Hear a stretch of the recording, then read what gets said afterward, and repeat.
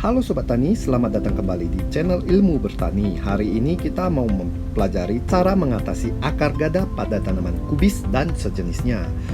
Penyakit ini sangat mengerikan, bisa menyebabkan kerugian 50 hingga 80% gagal panen secara total ya. Penyakit ini adalah penyakit yang sulit dikendalikan karena patogen mampu bertahan bertahun-tahun di dalam tanah, bahkan mencapai 10 tahun.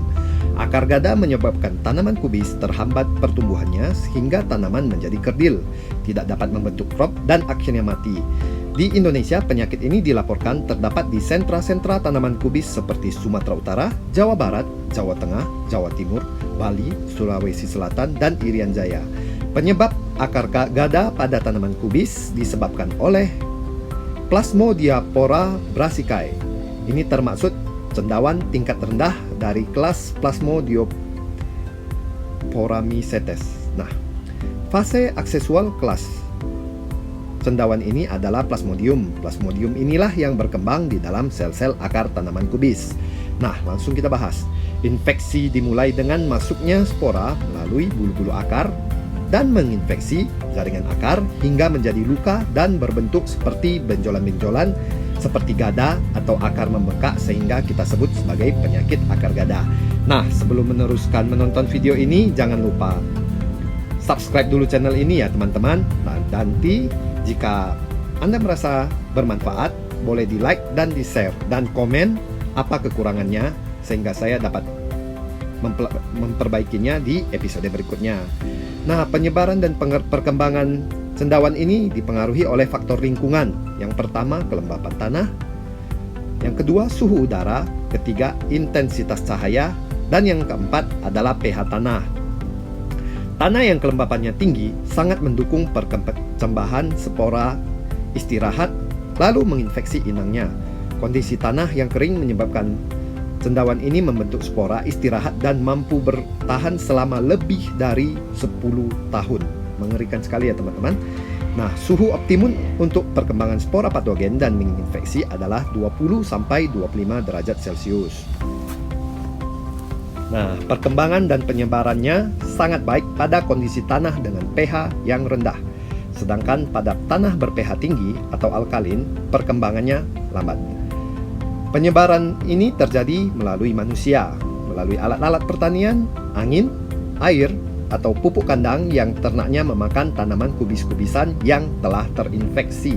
Jadi kita harus berhati-hati menggunakan kompos dari hewan, misalnya lembu atau kambing yang memakan tanaman yang sudah terserang, dan kemudian kita gunakan kompos itu bisa menginfeksi di lahan kita. Nah, gejala-gejalanya yang sudah terserang yaitu pada kubis, daun terlihat berwarna hijau kebiruan atau ungu. Tanaman kubis layu seperti kekeringan atau kekurangan air. Gejala ini tampak jelas pada siang hari yang terik atau cuaca panas. Nah, tanaman itu terlihat lemas dan layu ya teman-teman. Ketika pagi atau sore hingga malam, tanaman kubis terlihat segar kembali. Gejala bengkak pada akar ini sudah terlihat 10 hari sejak patogen menginfeksi. Serangan akar gada menyebabkan terganggunya pertumbuhan tanaman kubis hingga menjadi kerdil. Tanaman tidak dapat membentuk crop dan akhirnya mati. Akar membengkak seperti bintil-bintil atau benjolan.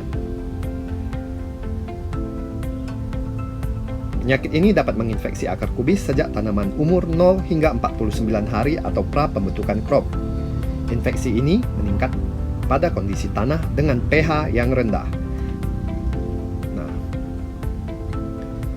Adapun kita langsung masuk untuk cara penanggulangannya, yaitu 1. Kita menggunakan bibit sehat dan tahan terhadap patogen. Yang kedua, setelah kita dengar tadi bakteri ini cendawan ini mengerikan pada tanah yang asam, yaitu ber-pH rendah, maka kita menggunakan banyak kapur pertanian atau dolomit, kalau bisa sebanyak 2-4 ton per hektar yang dilakukan 10-15 hari sebelum tanam. Nah, yang ketiga, perendaman benih kubis dengan ekstra bawang putih selama kurang lebih 2 jam atau dengan fungisida yang dianjurkan. Keempat, menggunakan tanah dan pupuk kandang yang steril untuk persemaian. Kelima, memusnahkan tanaman yang terinfeksi. Yang keenam, rotasi tanaman untuk memutus siklus patogen.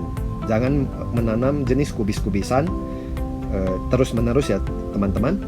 Yang ketujuh, mengatur drainase untuk mencegah genangan air ketika musim hujan. Nah, ketika ada genangan air, pH akan turun dan kemudian jamur akan tumbuh, termasuk cendawan ini ya, cendawan akar lobak atau akar gada. Yang kedelapan, menjaga kebersihan kebun dari gulma, karena ada beberapa gulma yang juga bisa terinfeksi penyakit akar gada. Yang kesembilan, kita mengaplikasikan fungisida, yaitu bahan aktif flusulfamid, klorotalonil, karbendazim, dazomet, atau azosistrobin ditambah difeconazole dengan dosis sesuai anjuran. Demikianlah cara mencegah dan mengendalikan akar gada pada tanaman kubis. Semoga bermanfaat. Nah, untuk teman-teman yang lahannya sudah terinfeksi dengan akar gada, sebaiknya melakukan rotasi tanam, melakukan traktor atau pencangkulan yang dalam 30-40 cm agar ada sirkulasi. Kemudian yang paling penting menaikkan pH ya. Nah, selanjutnya kalau tidak bisa, kita baru melakukan cara-cara kimiawi. Selain cara itu, kita juga harus mengatur kegemburan, pH, dan kebersihan ladang kita. Jadi terima kasih teman-teman sudah menyaksikan video saya. Sampai jumpa pada video berikutnya. Jangan lupa di like, komen, dan share video ini. Terima kasih teman-teman. Sampai jumpa.